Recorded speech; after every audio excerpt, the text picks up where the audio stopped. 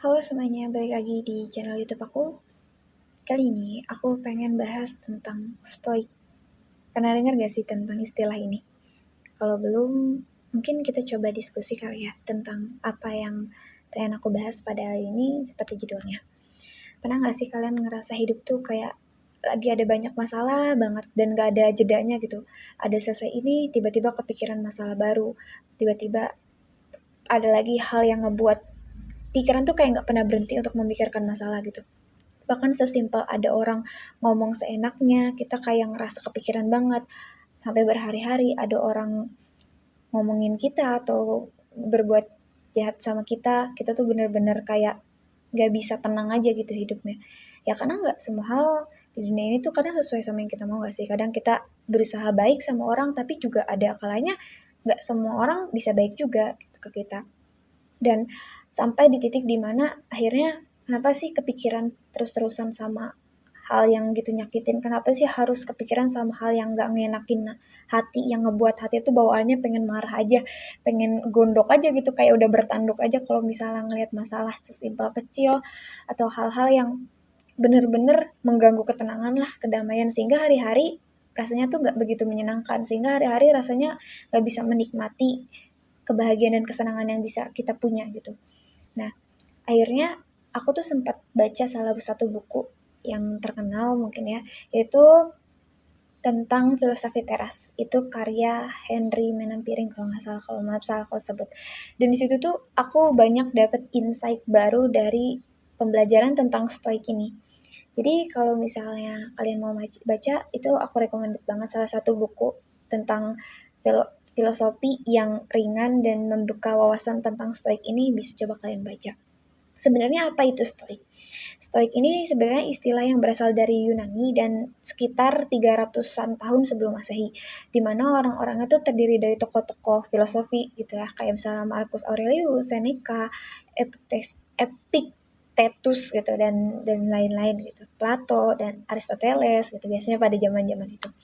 Mereka tuh mengajarkan filosofi sederhana yang mereka alamin ketika menghadapi beberapa konflik. Yang prinsipnya itu gak jauh-jauh dari kita gak bisa kontrol apa yang terjadi, tapi kita bisa kontrol apa yang ingin kita respon terhadap apapun itu. Dan kebebasan kita sebagai manusia adalah kebebasan kita untuk merespon apapun yang terjadi dalam hidup kita. Kadang dalam hidup kita gak bisa praduga gak sih, ada masalah ini, ada konflik ini, ada hal ini yang gak bisa dibayangkan sebelumnya. Tapi justru yang bisa kita kendalikan atas situasi tersebut adalah bagaimana kita ingin merespon, bagaimana kita ingin mengatasi permasalahan itu, bereaksi, menyelesaikannya. Itu semua kembali lagi ke diri kita. Jadi stoik itu bukan cuman berarti kita jadi dingin atau jadi orang yang gak punya perasaan, tapi justru kita lebih bisa memahami perasaan kita sendiri dan kita gak dikuasain oleh perasaan itu. Temen ngomongin jelek, mungkin kita terpancing kan, kok dia bisa-bisanya sih ngomongin kita jelek, kok dia bisa-bisanya ngatain kita kayak gitu. Padahal kalau misalnya kita lebih tenang lagi, lebih ngerasain perasaan diri sendiri, kenapa bisa sampai marah? Padahal orang tersebut, ya itu hak mereka lah untuk ngomong apapun yang mungkin bisa aja salah gitu. Kita bisa aja negur. Tapi untuk terbawa amarah atau terikut emosi sama apa yang mereka lakuin, kita memberikan energi dan bagian dari diri kita terhadap mereka. Tapi kita bisa lebih tenang mengatasi situasi tersebut. Apakah kita ikut ngomongin? Apakah kita ikut ngelabrak? Apakah kita jauh lebih dewasa? Oh, ini pembelajarannya bahwa gak semua orang bisa suka sama kita. Mungkin ada yang harus dievaluasi dari diri kita sendiri. Jadi perasaan kita pahami, tapi kita gak terus-terusan ikutan perasaan atau bahkan ikut emosi yang benar-benar membuat diri kita nanti bakal menyesal nantinya. Sama respon pikiran, tindakan yang membuat hati kita jauh lebih marah.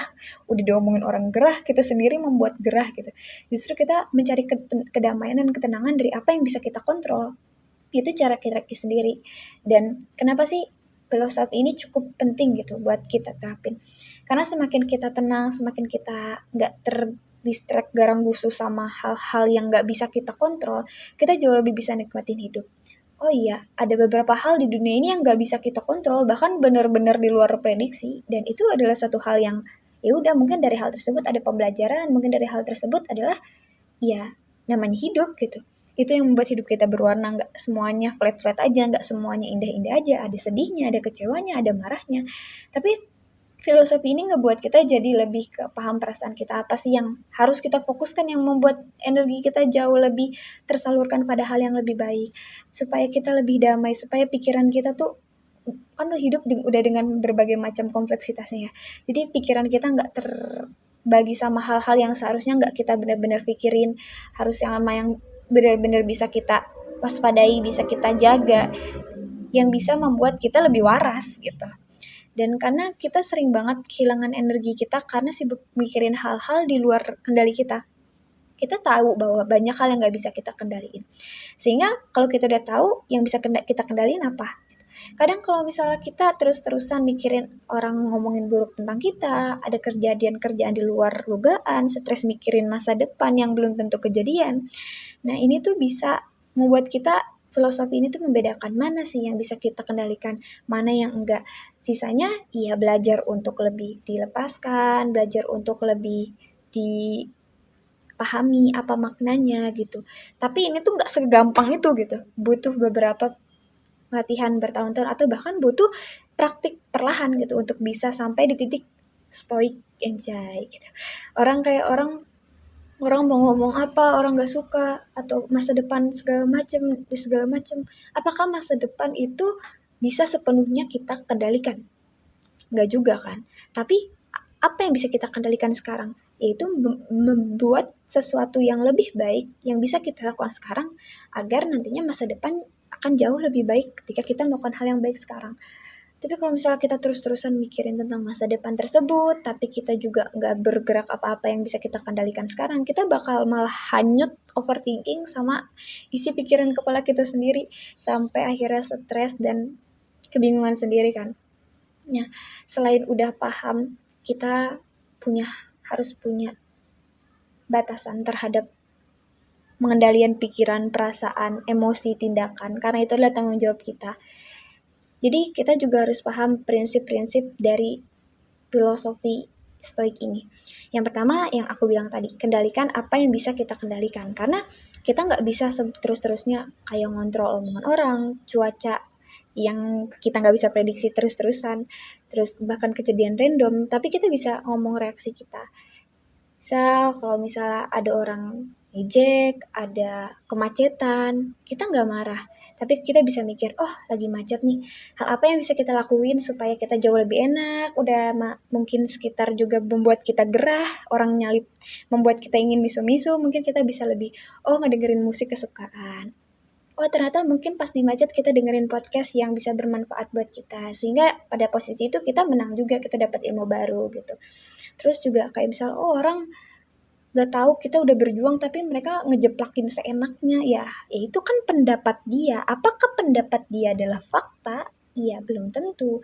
Itu adalah opini, pendapat yang bebas dia berikan. Tapi fakta yang ada itu bagaimana cara kita mengontrol. Misalnya orang tersebut memberikan opini, ya belum tentu itu fakta gitu. Jelek lu, miskin lu, iya. Terserah itu pendapat mereka. Mungkin faktanya kita emang harus lebih merawat diri gitu. Tapi ya bukan berarti apa yang mereka sepenuhnya tuh ngomongin benar gitu. Karena itu semua balik lagi ke diri kita sendiri. Yang kedua adalah pelajari bahwa terima gak semua hal bisa diubah. Kadang kita tuh sering mikir bahwa semua hal bisa diubah, semua hal bisa diubah. Memang ada hal yang bisa diubah. Tapi ada hal juga yang memang pada kenyataannya gak bisa kita ubah.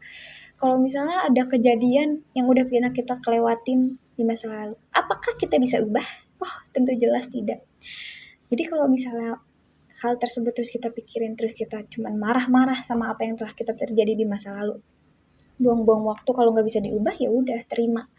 Kayak misalnya tubuh dengan bentuk yang memang hidung seperti ini apa adanya gitu misalnya, terus kalian nggak suka, ya itu bisa diubah, bisa, tapi ya balik lagi dengan agama dan segala macam. Kalau nggak bisa diubah, ya udah terima, itu adalah bentuk dari diri kalian, hidung kalian yang sangat lucu gitu. Dan kalau misalnya nggak bisa diubah, ya udah terima. Tapi kalau misalnya bisa diubah, ya lakuin sesuatu. Seperti kita misalnya overthinking tentang masa depan, bisa nggak masa depan kita rubah dari sekarang? Bisa, ya diubah sekarang. Coba mungkin kita bisa jauh lebih rajin olahraga sekarang, hidup sehat sekarang. Otomatis masa depan insya Allahnya kita bakal jauh lebih sehat juga, kita bakal punya otot yang lebih baik ternyata karena kita rajin olahraga. Apakah ketika di masa depan kita otot kita baik kalau kita nggak olahraga? Iya, belum tentu. Itu semua usaha kita yang kita lakukan sekarang kan. Yang ketiga adalah hidup di saat ini. Karena kita sering banget cemas sama masa depan, cemas sama hal masa lalu, cemas sama hal apapun itu yang memang gak bisa kita kontrol sepenuhnya. Kayak ibarat pawang hujan, kita nggak tahu nih hujan hari ini atau enggak, cuma ada prediksi hari ini hujan, tapi ternyata bisa aja hari ini ternyata nggak hujan, ternyata bilang bisa aja hari ini ngomongnya nggak hujan tapi ternyata hujan. Nggak ada yang bisa kita prediksi, tapi yang kita bisa persiapkan pada hari ini sekarang. Misalnya contohnya bawa payung, ya mau hujan nggak hujan ya kita udah bawa payung, kita udah bawa persiapan. Itulah yang kayak lebih hidup di sekarang, karena sering banget manusia tuh lupa untuk hidup pada saat ini. Umur kita misalnya umur 20-an, umur 20-an tuh hanya sekali gak sih? Waktu umur kalian 21 tahun ya, ya pada saat itu kalian 21 tahun, nanti kalian 22 tahun, 30 dan seterusnya. Itu akan semua akan terlewati. Jadi nikmatilah momen sekarang yang bisa kalian terima sekarang, karena itu menurut aku bagian dari salah satu bersyukur dan menikmati waktu, untuk tidak menyanyiakannya pada hal yang tidak baik gitu. Setidaknya ya pada hal yang baik, dipinjamkan waktu oleh Allah, oleh Tuhan, ya manfaatkanlah pada hari ini untuk bersyukur, untuk berterima kasih, untuk bisa merasa senang karena bisa hidup di momen ini, saat ini, momen saat masih muda, tenaga masih ada, pikiran masih bisa, ya segala macam kelebihan-kelebihan yang gak kita punyai nanti saat kita udah tua, karena mungkin aja waktu kita tua kita lebih banyak sakit-sakitan, lebih banyak lumpuhnya. Jadi kalau misalnya kita udah paham nih, kita udah paham apa yang kita bisa kendaliin, apa yang gak kita kendaliin, apa yang bisa ubah, apa yang kita bisa terima sekarang, apa yang bisa kita kontrol, apa yang tidak bisa kita kontrol. Hidup di saat ini, perbaiki apa yang bisa kita perbaiki sekarang dan gak terlarut-larut sama masa lalu ataupun masa depan, padahal yang gak mungkin sepenuhnya bisa kita kontrol. Dan caranya gimana sih untuk lebih kita bisa mempraktekkan pelan-pelan stoik ini, ya kayak kita bikin nih jadi tulisan seperti aku bilang, journaling. Apa sih yang membuat kalian marah? Apa sih yang membuat kalian sedih? Apa yang membuat kalian takut? Terus kalian pahami, kalian tanya ke diri sendiri. Ini penting gak ya buat aku pikirin? Ini bisa aku kontrol gak ya? Atau enggak bisa? Atau aku harus lepasin? Aku harus belajar nerima? Ini contoh misalnya. Ketabrak becak, ya gitu. Marah nih. Ini penting gak ya untuk aku berikan energi, untuk aku kontrol? Ini bisa dikontrol gak ya? Ternyata tadi kita ditabrak. Ternyata mungkin bapak-bapaknya buru-buru, istrinya sakit atau istrinya mau melahirkan. Oh ternyata ada hal lain gitu yang bisa kita lebih fokuskan, lebih bisa terima. Oh yaudah nggak apa-apa. Padahal yang emang nggak usah harus marah-marah gitu, energi kita bisa kita tahan gitu loh untuk hal yang nggak seharusnya kita taruh di situ. Terus kita juga sadar kan bahwa kita tuh punya kapasitas buat memikirkan hal terburuk di masa depan, entah pada hal apapun. Kadang kita sering takut, tapi bukan berarti kita jadi orang yang pesimis gitu loh, tapi kita biar kita lebih siap dan lebih menghargai waktu itu sekarang, agar nanti hal-hal buruk yang di masa depan tuh nggak terjadi. Kayak misalnya aku takut gak kerja, aku takut aku nggak bisa begini-begini. Ya pahami bahwa kemungkinan terburuk dari kehidupan itu akan selalu ada. Walaupun kita bukan jadinya kayak ngebayangin hal terus buruk bukan, cuman kita pahami bahwa hal kemungkinan buruk itu ada, tapi gimana caranya supaya hal buruk itu bisa kita minimalisir sekarang untuk jadi lebih baik gitu nantinya. Jadi terus juga kalau misalnya kita mau merespon segala sesuatu, ya sabar. Kalau ada masalah nih depan mata, wah rasanya pengen pak, pengen marah-marah, pengen maki-maki, pengen cepet selesai. Tahan napas dulu, keluarin, tanya dulu masalahnya, pikiran kita kayak gimana, ini harus apa yang paling baik pada saat itu, jangan emosi, jangan diikutin. Jadi hidup tuh gak bakal pernah lepas dari masalah, tapi yang kita bisa hadapi adalah cara menghadapi masalah dengan lebih tenang, lebih bijak. Karena bukan berarti filosofi ini tuh bakal ngerubah dunia, bakal membuat dunia kalian jauh lebih bahagia banget, enggak, tapi justru mengubah diri kita sendiri lebih tenang dalam menjalani hidup, lebih damai. Jadi kalau kita gampang goyah, kalau kita gampang lelah sama pikiran kita sendiri yang nggak selesai-selesai, belajar untuk melepaskan apa yang memang harus dilepaskan, belajar mengontrol apa yang bisa dikontrol dan yang nggak bisa dikontrol ya biarkanlah sewajarnya berjalan gitu. Kalau misalnya nggak ada yang bisa ngusik, nggak ada yang bisa nyakitin, nggak ada yang bisa ngebuat kita terasa terganggu ketika kita tidak mengizinkan hal tersebut itu ber, berpengaruh terhadap hidup kita. Kalau misal orang mau jelekin, orang mau nggak suka, tapi ternyata kita biasa aja ya, hidup kita bakal jalan sebagaimana adanya gitu. Dan prinsip ini tuh bukan berarti prinsip kita yang bodoh amat atau segala macam, tapi kita juga paham bahwa ada energi yang harus kita batasi, ada energi yang harus kita kontrol, dan mulai dari belajar menerapkan bersikap bodoh amat pada hal-hal yang emang gak penting, terus juga belajar paham bahwa hidup tuh sebenarnya ya dibilang garang busuk juga nggak bisa, tergantung usaha effort kita juga ada berpengaruh terhadap privilege, juga ada yang berpengaruh terhadap keberuntungan, faktor laki juga itu ada berpengaruh, dan hidup itu kompleks gitu, nggak semuanya sesuai dengan yang kita mau. Bahkan apa yang terlihat di sosial media dan segala macam ya itu bisa jadi bentuk cara manusia untuk mengekspresikan aja. Tapi pada kenyataannya manusia punya kelemahan dan kekurangan dan juga kelebihan mereka masing-masing. Setiap apa yang kita pilih itu pasti akan ada konsekuensinya gitu. Tapi tergantung konsekuensi apa yang pengen kita terima. Ada yang kayak misalnya kerja capek karena deadline numpuk. Tapi ada juga orang yang berusaha untuk nyari kerja, bakal capek juga ternyata nyari kerja gak keterima-terima. Tapi yang bisa kita lakuin dalam hidup, ya pertama ya berusaha menjalani seperti apa yang bisa kita kontrol. Mungkin capek dalam kerjaan, bisa aja kita coba untuk mencari refreshing di sela-sela di sela-sela kerjaan. Tapi ketika kita capek nyari kerja, ternyata belum dapat, mungkin kita bisa manfaatin itu sebagai bentuk kita untuk lebih menambah skill, banyak waktu luang untuk kita kenali diri gitu, selain berusaha gitu.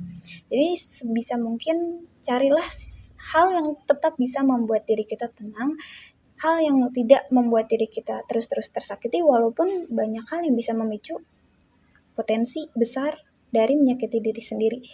Tapi kita membatasi hal pada apa yang bisa kita kontrol, apa yang bisa kendalikan, karena itulah yang menjadi tanggung jawab kita.